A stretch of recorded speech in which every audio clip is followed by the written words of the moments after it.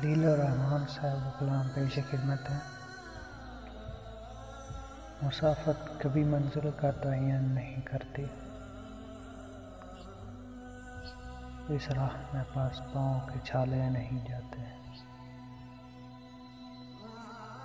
इन तिश्ना लबों को है मेरे खून से निस्बत, पत्थर जो मेरी सिमत उछाले नहीं जाते।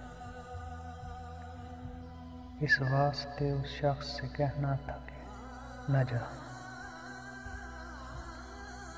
कोई छोड़ के जाए तो हवाले नहीं जाते।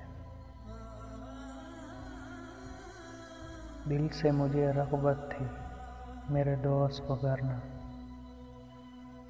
टूटे हुए शीशे तो संभाले नहीं जाते। रहते हैं मेरी आँख में कुछ ख्वाब मुझसे, बुत हैं कि जो काबे से निकाले नहीं जाते।